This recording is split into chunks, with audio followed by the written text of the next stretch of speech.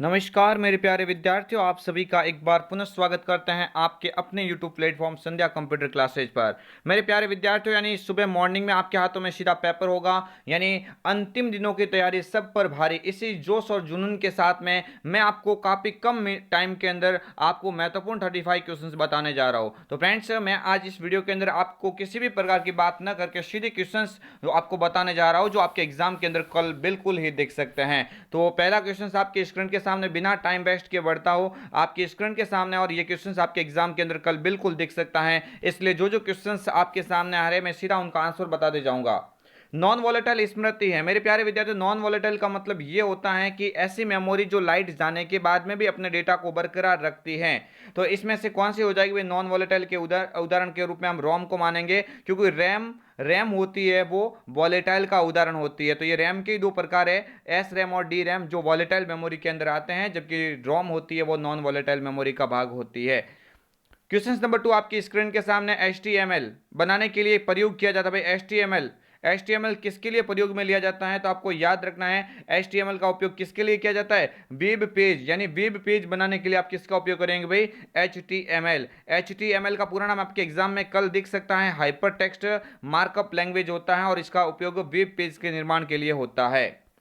आगे नेक्स्ट बढ़ते क्वेश्चंस आपकी स्क्रीन के सामने। इंटरनेट शब्दावली में आईपी का मतलब क्या है भाई? इंटरनेट के अंदर आईपी का मतलब होता है इंटरनेट प्रोटोकॉल। आईपी का पूरा नाम क्या होता है? Internet protocol. यहाँ पे ऑप्शन नंबर बी पे जो लिखा हुआ है इसका करेक्ट आंसर हो जाएगा। एमएस वर्ड 2010 में किस टैब में हेडर और फुटर विकल्प उपलब्ध है? तो भाई हेडर और फुटर जो विकल्प होता है ना, वो आपके इंसर्ट टैब के अंदर होता है। कहां पे होता है? इंसर्ट टैब के अंदर। मैं सीधे सीधे क्वेश्चंस आपको बताने जा रहा हूं, जो आपके अभी एक बार अपनी आंखों के सामने से क्वेश्चन चले जाएंगे तो आपको कल एग्जाम में अगर ये क्वेश्चन दिखता है तो आप किसी भी प्रकार का आपको डाउट पैदा नहीं होगा। तो इसका करेक्ट आंसर हो जाएगा इंसर्ट टैब। क्या हो जाएगा भाई? Insert tab. यहां से ऑप्शन डी विकल्प यहां से करेक्ट हो जाएगा।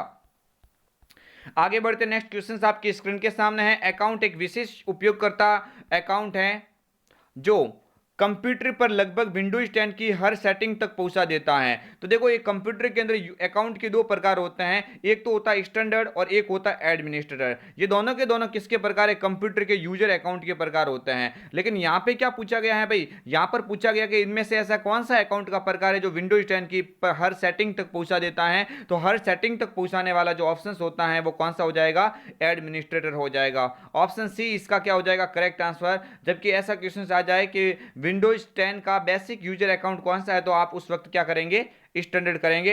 यहां पे विशेष यूजर अकाउंट की बात हो रही है, तो विशेष यूजर अकाउंट कौन सा होता है? आपका एडमिनिस्ट्रेटर होता है, जो विंडोज 10 की प्रत्येक सेटिंग तक जाने की आपको अनुमति देता है। जबकि अभिभावकीय नियंत्रण है ना, पेरेंट्स कंट्रोलिंग किसके ऊपर रखा जा सकता है? स्टैंडर्ड के ऊपर। यह आप लोग अवश्य याद रखना। आगे वाला क्वेश्चन आपकी स्क्रीन के सामने है। अच्छा क्वेश्चन है। निम्न में से कौन से मान्य खोज इंजन है भाई? खोज इंजन बोलो या सर्च इंजन बोलो? खोज इंजन को आप क्या बोलेंगे? सर्च इंजन बोलेंगे। तो आपको याद रखना है कि इनमें से कौन सा सर्च इंजन का उदाहरण होगा? Google Bing, Yahoo. Google Bing और याहू ये तीनों किसके उदाहरण हो जाएंगे? सर्च इंजन के प्रकार है। आगे बढ़ते नेक्स्ट क्वेश्चन। एमएस वर्ड 2010 में फॉर्मेट पेंटर का उपयोग करके विशिष्ट पाठ के प्रारूप की प्रतिलिपि बनाने की शॉर्टकट की क्या है भाई? सीधी सीधी बात हो रही है, ये कहना चाह रहा है कि फॉर्मेट पेंटर की शॉर्टकट की क्या होती है? तो आप लोग सभी याद रखना, कंट्रोल शिफ्ट के साथ में सी होती है। खाली कंट्रोल सी पूछे तो वो तो कॉपी की होती है, इसने पूछा फॉर्मेट पेंटर की, तो यहाँ पे हो जाएगा कंट्रोल शिफ्ट के साथ में सी। आगे बढ़ते नेक्स्ट क्वेश्चन आपकी स्क्रीन के सामने। एमएस पावर पॉइंट में वर्तमान स्लाइड से स्लाइड शो शुरू करना चाहते हैं। वर्तमान स्लाइड यानी जिस स्लाइड के ऊपर आप वर्तमान में काम कर रहे हैं वहां से आपको स्लाइड को शो करना है, तो आप शिफ्ट के साथ में F5 का उपयोग करेंगे। किसका उपयोग करेंगे? शिफ्ट के साथ में F5 का उपयोग करेंगे, जबकि शुरुआत से देखने के लिए F5 कुंजी का उपयोग करते हैं। आगे वाला क्वेश्चन आपके स्क्रीन के सामने। जिन फाइलों और फोल्डरों को आप हटाना चाहते हैं उसके लिए अस्थायी भंडारण के लिए कौन सा फोल्डर प्रदान करता है? जो भी आप कंप्यूटर से किसी भी फाइल को हटाते हैं तो वो हटाई गई फाइल अस्थायी रूप से कहां पे जमा रहती है? तो आप बोलेंगे रिसाइकल बिन में रहती है। कहां पे रहती है? Recycle bin. Option number C यहां से इसका करेक्ट आंसर हो जाएगा। मैं जल्दी जल्दी आपके क्वेश्चंस, यानी मैं आपका टाइम वेस्ट करना नहीं चाहता हूं। कल आपके एग्जाम के हैं और एग्जाम के हिसाब से मैंने वो इंपॉर्टेंट 35 क्वेश्चंस इस टॉपिक के अंदर मैंने डाले हैं जो कल आपके एग्जाम के अंदर बिल्कुल नया पार करने में आपके काफी ज्यादा हेल्प करेंगे। आपको याद रखना है निम्न में से कौन सा एक वेब ब्राउजर का उदाहरण है। तो भाई देखो, आपको याद रखना है वेब ब्राउजर का उदाहरण गूगल तो होगा नहीं, सर्च इंजन होता है, एप्पल नहीं होगा, लेकिन मोजिला फायरफॉक्स है ना, ये होता है। इसके अलावा गूगल क्रोम होता है, सफारी होता है, इंटरनेट एक्सप्लोरर होता है, काफी सारे होते हैं। तो यहाँ पे ऑप्शन सी इसका करेक्ट आंसर हो जाएगा। आगे बढ़ते हैं। एमएस एक्सेल 2010 में शिफ्ट F3 शॉर्टकट कुंजी का उपयोग किया जाता है। भाई शिफ्ट के साथ में F3 की का उपयोग कब किया जाता है? एक छवि को डालने के लिए, क्या नहीं, एक नई शीट खोलने के लिए, मौजूदा शीट को सेव करने के लिए, या फंक्शन को सम्मिलित करने के लिए। तो आपको याद रखना है भाई, जो फंक्शंस को सम्मिलित करने के लिए जो कुंजी होती है वो शिफ्ट के साथ में F3 होती है। ये क्वेश्चंस कल आपके एग्जाम में दिख सकता है कि फंक्शंस को सम्मिलित करने की शॉर्टकट की कौन सी होती है, तो आप बोलेंगे शिफ्ट के साथ में F3 होती है। आगे वाला क्वेश्चन आपके स्क्रीन के सामने, निम्न में से कौन सा ऑपरेटिंग सिस्टम नहीं है? भाई निम्न में से कौन सा एक ऑपरेटिंग सिस्टम का उदाहरण नहीं है पूछा है ना। आपको याद रखना है विंडोज MS XP, यानी MS विंडोज XP होता है ना, MS विंडोज 7 भी होता है ना, माइक्रोसॉफ्ट विंडोज 7, MS विंडोज 8 होता है ना, या MS विंडोज 9। तो आपको याद रखना है भाई कौन सा ऑपरेटिंग सिस्टम नहीं होता है। जो विंडोज 9 है ना, ये कोई विकल्प नहीं होता है, बाकी 8 होता है, 7 होता है, XP भी होता है। तो ऑप्शन डी यहाँ से इसका क्या हो जाएगा करेक्ट आंसर। यहाँ पे ये विंडोज 9 किसी भी प्रकार के ऑपरेटिंग सिस्टम का उदाहरण नहीं होता है। आगे वाला क्वेश्चन आपको मैं जल्दी जल्दी बता रहा हूं। आप अपनी प्रेजेंटेशन में सभी स्लाइडों के थंबनेल को आसानी से इन्हें पुनः व्यवस्थित करने के लिए खाली जगह के रूप में देख सकते हैं। भाई आपकी स्लाइड होती है, उस स्लाइड को आप पुनर्व्यवस्थित करने के लिए छोटे छोटे थंबनेल के रूप में आप देखना चाहते हैं, तो आपका ये जो कार्य पूरा करने के लिए आपको किसका उपयोग करना पड़ेगा? स्लाइड सॉर्टर व्यू, यानी छोटी छोटी तस्वीर के रूप में अपनी स्लाइड को विभाजित कर लेता है, एज ए थंबनेल के रूप में दिखाता है। तो ऑप्शन डी यहां से इसका करेक्ट कर लेना अगर ये क्वेश्चन बन जाता है स्लाइड सॉर्टर व्यू। आगे बढ़ते नेक्स्ट क्वेश्चन आपके स्क्रीन के सामने। स्काइप क्या है? भाई स्काइप का मतलब क्या होता है? अच्छा क्वेश्चन है। स्काइप का मतलब होता है ये एक वीडियो कॉलिंग और मैसेजिंग सिस्टम सेवा होती है, यानी एक सर्विस होती है जिसके माध्यम से आप एक वीडियो कॉलिंग या मैसेजिंग सिस्टम का काम कर सकते हैं। यहाँ पे क्वेश्चन ये कई बार बना हुआ। स्काइप आपको याद रखना है वीडियो कॉलिंग और मैसेजिंग सिस्टम का उदाहरण होता है। आगे वाला क्वेश्चन आपके स्क्रीन के सामने है। निम्नलिखित में से कौन सा आपके सिस्टम के लिए हानिकारक हैं? तो भाई कंप्यूटर सिस्टम के लिए हानिकारक कौन कौन सा होगा? एंटीवायरस तो आपके हानिकारक नहीं, सुरक्षा देता है। विंडोज डिफेंडर ये भी सुरक्षा देता है, और फायरवॉल ये भी सुरक्षा देता है। तो हानिकारक कौन सा हो जाएगा? भाई वायरस होता है ना, ये अपने कंप्यूटर के लिए हानिकारक होता है। सीधी सी बात है। आगे वाला क्वेश्चन आपकी स्क्रीन के सामने। रैम से अधिकाधिक उपयोग की गई जानकारी को स्टोर करने के लिए कौन सी मेमोरी का उपयोग किया जाता है? भाई आपको याद रखना है रैम के द्वारा जो भी अधिक बार इस्तेमाल किया जाता है ना, वो कौन सी मेमोरी के अंदर सेव किया जाता है? तो आप बोल देना भाई कैश मेमोरी। ये क्वेश्चन कई बार एग्जाम में पूछा गया है। रैम के द्वारा अधिकाधिक इस्तेमाल में की ली जाने वाली जानकारी को स्टोर करने के लिए हम कैश मेमोरी को देख सकते हैं। आगे बढ़ेंगे। नेक्स्ट क्वेश्चन आपकी स्क्रीन के सामने। अच्छा क्वेश्चन है। कई बार ये क्वेश्चन आपके एग्जाम के अंदर सीधे सीधे पूछा गया है। निम्नलिखित में से कौन सा डिवाइस आउटपुट है? तो आपको याद रखना जिसके माध्यम से किसी डेटा को बाहर निकाला जा सकता है। तो आपको याद रखना हेडफोन के माध्यम से आवाज बाहर निकलती है ना, इसका मतलब ये क्या हो जाएगा? आपका एक आउटपुट डिवाइस हो जाएगा। बाकी तीनों नीचे वाले इनपुट के उदाहरण हैं। आगे बढ़ते नेक्स्ट क्वेश्चन से। एक नई प्रेजेंटेशन खाली जगह से बनाई जा सकती है। भाई नई प्रेजेंटेशन आप खाली प्रेजेंटेशन से बना सकते हैं, मौजूदा प्रेजेंटेशन से बना सकते हैं, डिजाइन टेम्पलेट प्रेजेंटेशन से बना सकते हैं। तो उपरोक्त सभी इसका करेक्ट आंसर हो जाएगा।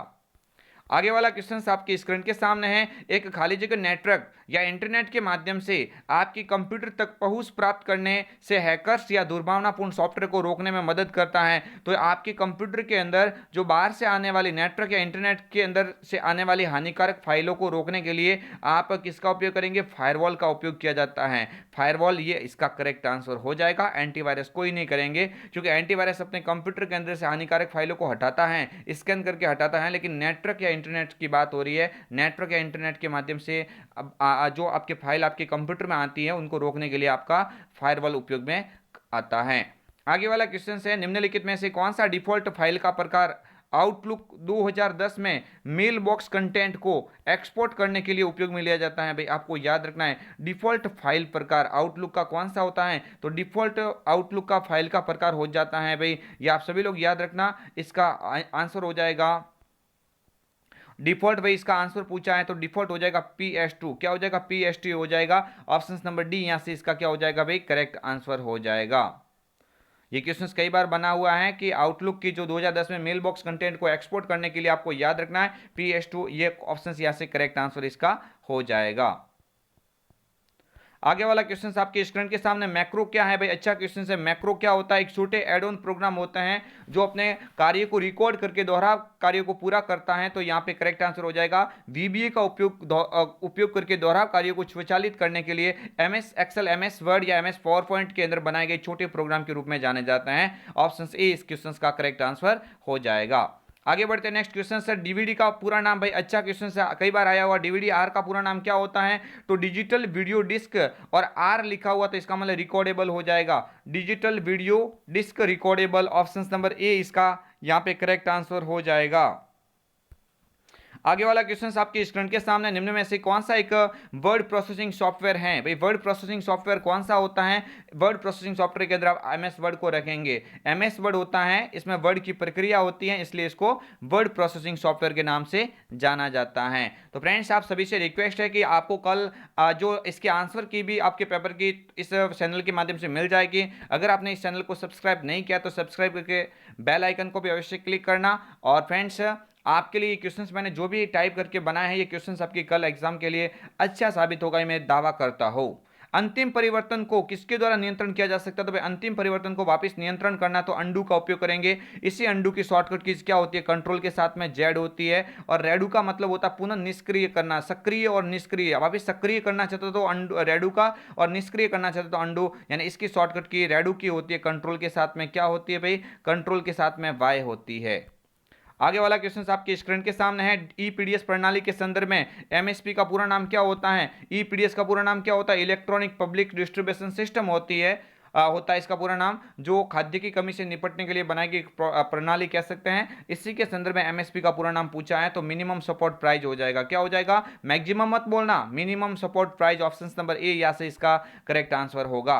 आगे बढ़ते हैं, आधार कार्ड संख्या में कितने अंक शामिल होते हैं? भाई आधार कार्ड होता है, आधार कार्ड में कितने अंक होते हैं? 12 अंक होते हैं। कितने हो जाएंगे? 12 अंक होते हैं। और आपको याद रखना, जो जन आधार होता है ना, जन आधार के अंदर आपके कितने अंक होते हैं? 10 अंक होते हैं। ये भी आप लोग याद रखना। आगे वाला क्वेश्चन आपकी स्क्रीन के सामने, एक ऑनलाइन इलेक्ट्रॉनिक हस्ताक्षर सेवा है भाई। ऑनलाइन इलेक्ट्रॉनिक हस्ताक्षर सेवा किस नाम से जानी जाती है? तो आपको बोलना है राज ई साइन। क्या हो जाएगा? राज ई साइन, जिसमें ऑटो जो डिजिटल सिग्नेचर प्रणाली के अंदर आता है। ये क्वेश्चन आपके एग्जाम में कई बार पूछा गया है। आगे वाला क्वेश्चन है, प्रधानमंत्री जनधन योजना भारत सरकार द्वारा कब शुरू की गई? तो भाई आपको याद रखना, अगस्त 2014 यहाँ से इसका क्या हो जाएगा? करेक्ट आंसर हो जाएगा। ऑप्शन नंबर बी यहाँ से इसका बिल्कुल करेक्ट होगा। आगे बढ़ते नेक्स्ट क्वेश्चन से, क्रेडिट कार्ड के अंदर कितने अक्षर होते हैं भाई? क्रेडिट कार्ड होते हैं, क्रेडिट कार्ड के अंदर 16 अंक होते हैं। कितने अंक होते हैं? 16 अंक। जबकि क्रेडिट कार्ड के अंदर CVV अंक पूछे ना, कार्ड वेरिफिकेशन वैल्यू, जो कितने अंकों का होता है? 3 अंकों का होता है। कार्ड वेरिफिकेशन वैल्यू यानी 3 अंकों का होता है। यह भी आप लोग इसको भी याद रखेंगे। आगे वाला क्वेश्चन है, CVV सुरक्षा कोड कितने अक्षरों का होता है? अभी भी मैंने बोला भाई, आगे क्वेश्चन आ भी गया है, तो आपको याद रखना 3 अक्षरों का होता है। ये क्वेश्चन कई बार एग्जाम में पूछा भी गया है। आगे वाला क्वेश्चन देख सकते हैं, आर्थिक रूप से कमजोर वर्गों तक वित्तीय सेवाओं पहुंचाने के लिए जो खाता खोला गया है, तो इस खाते का नाम क्या है? जनधन खाता, प्रधानमंत्री जनधन खाता। ऑप्शन नंबर ए यहाँ से इसका करेक्ट आंसर होगा। नेक्स्ट आगे वाला क्वेश्चन आपकी स्क्रीन के सामने है, मॉडेम किससे जुड़ा होता है भाई? मॉडेम होता है ना, वो फोन लाइन होती है ना, फोन लाइन होती है ना, यानी फोन केबल टाइप की होती है, फोन लाइन के माध्यम से जुड़ा होता है। मदरबोर्ड नहीं होगा, प्रिंटर भी नहीं होगा, प्रोसेसर भी नहीं होगा। ऑप्शन नंबर ए इस क्वेश्चन का क्या हो जाएगा? Correct answer. आगे बढ़ते नेक्स्ट क्वेश्चन की और, www से शुरू होने वाला पता किससे संबंध रखता है? तो भाई आपको याद रखना है कि www जो है ना, ये प्रत्येक वेबसाइट के आगे लगता है। इसका मतलब वेबसाइट से जानकारी, यानी वेबसाइट से संबंध रखता है। वर्ल्ड वाइड वेब इसका पूरा नाम होता है। क्या होता है? वर्ल्ड वाइड वेब इसका पूरा नाम होता है। इनमें से ऑनलाइन भुगतान प्रणाली के लिए उपयोग नहीं किया जाता। भाई ऑनलाइन भुगतान में कौन सा उपयोग नहीं कर सकते हैं? तो देखो आपको याद रखना, क्रेडिट कार्ड भी हो सकता है, यहाँ पे इलेक्ट्रॉनिक नकद भी हो सकता है, डेबिट कार्ड भी होता है, लेकिन कैश यहाँ पे नहीं हो सकता, कैश नहीं हो सकता। ये भी आप लोग याद रख सकते हैं। आगे वाला क्वेश्चन और इस टॉपिक का अंतिम क्वेश्चन, टेलीफोन नेटवर्क के तारों पर डेटा प्रसारण से इंटरनेट प्रदान करने की तकनीक को क्या कहा जाता है? तो भाई जो भी टेलीफोन जो लाइन होती है और जो मॉडेम होता है उनके बीच में जो जो कनेक्शन पैदा करने वाली जो केबल होती है उसको डीएसएल कहा जाता है। क्या कहा जाएगा भाई? DSL. DSL digital subscriber line. तो फ्रेंड्स बाकी क्वेश्चंस मैंने और भी अन्य वीडियो के माध्यम से बता दिए थे। ये कुछ क्वेश्चंस ऐसे थे जो मुझे लगा काफी इंपॉर्टेंट है और आपके एग्जाम में पहले कई बार ये पूछे गए, तो इसलिए मैंने छोटे से वीडियो के माध्यम से आपको ये महत्वपूर्ण 35 क्वेश्चंस बताने की कोशिश की है। आई होप आप सभी को ये वीडियो काफी पसंद आया होगा। मैंने बहुत ही जल्दी तेज गति से इन क्वेश्चंस को करवाया है क्योंकि मैं नहीं चाहता कि आपका ज्यादा टाइम लिया जाए। बातें तो और भी कल कर लेंगे, लेकिन आपको कम समय में अच्छे से अच्छे इंपॉर्टेंट क्वेश्चंस बताना मेरा आज का टारगेट था इस सेशन के माध्यम से। तो फ्रेंड्स आपको ये वीडियो पसंद आया होगा। अगर आपने वीडियो को पसंद किया है तो लाइक शेयर एंड सब्सक्राइब अवश्य कीजिए। फ्रेंड्स सभी को मिलेंगे एक नई वीडियो के साथ में, तब तक के लिए जय हिंद, वंदे मातरम, जय भारत।